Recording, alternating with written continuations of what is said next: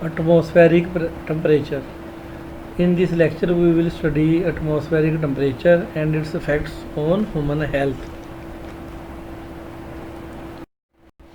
Air temperature. The temperature of air varies in different parts of the day and also in the different seasons. The factors which influence the temperature are latitude of the place, altitude, direction of wind, and proximity to sea. The temperature of the ground surface is always higher than that of the air. Measurement. Thermometers are instruments used for measuring temperature. Mercury thermometers are widely used as mercury boil at a high temperature has a regular expansion and its level can be easily seen. Alcohol thermometers are also used. Alcohol has the advantages of not solidifying even at the lowest known temperature. The essential condition for the use of the thermometer are the number one, the air should be have free access to the bulb of the thermometer. Number two, the thermometer should be protected against radiant heat. Effects of heat stress. As many as 14 disorders resulting from exposure to heat have been recognized and documented. The important ones are following. Number one, heat stroke. This is very important. This is attributed to failure of the heat regulating mechanism. It is characterized by very high body temperature which may rise to 110 Fahrenheit, which is 43.3 centigrade, and profound disturbance including delirium, convulsions, and partial or complete loss of consciousness. The skin is dry and hot. Classically, sweating is absent or diminished, but many victims of clear-cut heat stroke perspire profusely. The outcome is often fatal.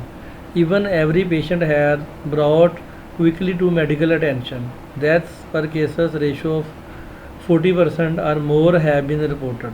The treatment consists of rapidly cooling the body in ice water. Bath till the rectal temperature is below 102 Fahrenheit or 38.9 centigrade. Heat pyrexia. This is attributed to impaired functioning of the heat regulating mechanism, but without characteristic feature of heat stroke. It is attributed defined as the temperature above 106 Fahrenheit. It may proceed to heat stroke. Number 3, heat exhaustion. Unlike to heat stroke, heat exhaustion is not because of failure of thermoregulation. It is milder illness than heat stroke and is caused primarily by the imbalance or inadequate replacement of water and salt lost in perspiration due to thermal stress. Heat exhaustion typically occur after several days of high temperature.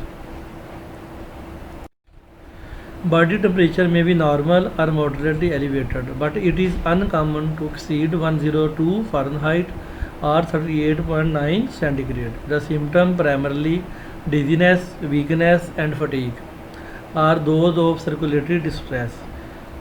It may be severe enough to require hospitalization, especially in elderly patients. Treatment is directed toward normalizing fluid and electrolyte balance. Heat cramp. Heat cramp occur in persons who are doing heavy muscular work in high temperature and humidity. There are painful and spasmodic concentration of the skeletal muscle. The cause of heat cramp is loss of sodium and chloride in blood. The number 5 is heat syncope. This is a common ill effect of heat. In its milder form, the person standing in the sun becomes pale, his body pressure falls and he collapses suddenly. There is practically no rise in body temperature. The condition resulting from pooling of blood in the lower limbs due to dilatation of blood vessel, with the result of that of the amount of blood returning to the heart is reduced, which is in turn responsible for lowering the blood pressure and lack of blood supply to the brain. This condition is quite common among soldiers when they are standing for parades in the sun. Treatment is quite simple. The patient should be made to lie in the shade with the head slightly down. Recovery usually comes within 5 to 10 minutes. Preventive measures. The ill effect of high temperature may be prevented by observing the following precaution. Number 1. Replacement of water. Person working under condition of high temperature and humidity should be encouraged to drink cool water. It has been found in that the men doing hard work in the sun require about 1 liter of water per hour. For a sedentary worker, the requirement is nearly half this quantity. This is widespread belief that extra salt intake during the summer help prevent the ill effect of the heat.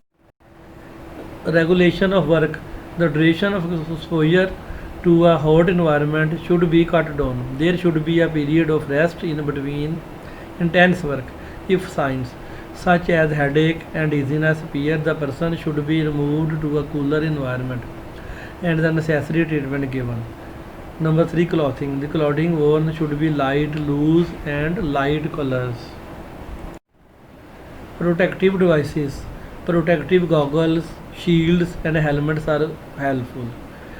Number 5. Work environment. The temperature and humidity in the working environment may be controlled by proper ventilation and air conditioning. The other effects are the effects of cold stress. Injury due to the cold may be general or local. In general cold injury, hypothermia, the individual is said to be suffering from exposure to cold. This is characterized by numbness, loss of sensation, muscular weakness, desire for sleep, coma and death. Local cold injury may occur at temperatures above freezing, wet cold condition in immersion or trench foot. At temperature below freezing, frostbite, it occurs. The tissue freeze and ice crystals form in between the cell. Frostbite is common at high altitude. It is extremely important to dress for the temperature with which the part will be in contact. The affected part should be warmed using water at 44 degrees centigrade. Warming should at least about 20 minutes at a time. Intake of hot fluid promote general rewarming.